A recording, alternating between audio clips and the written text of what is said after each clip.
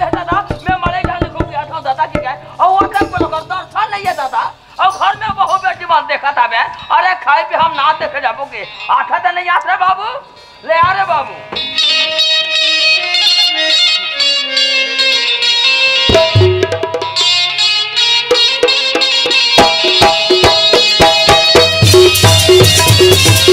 आवाज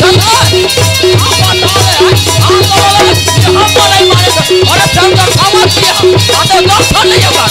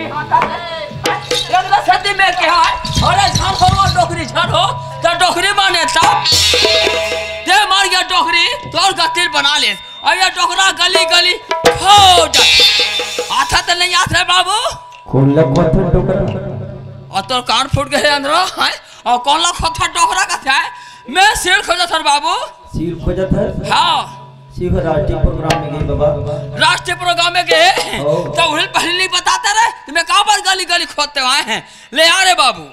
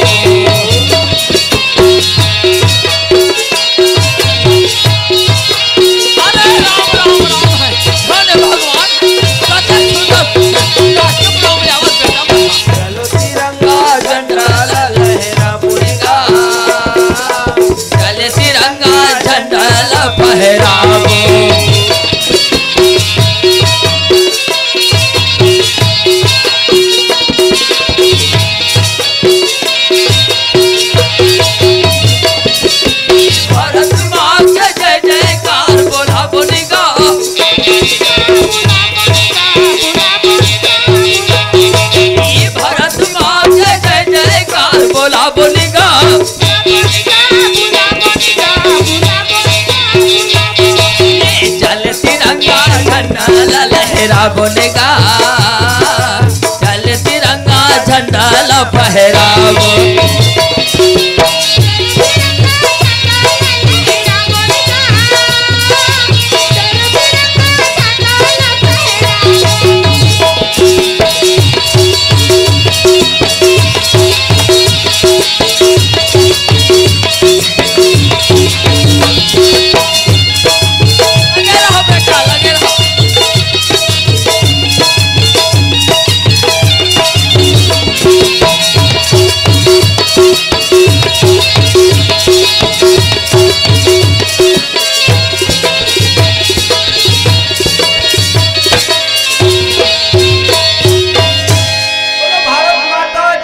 जय।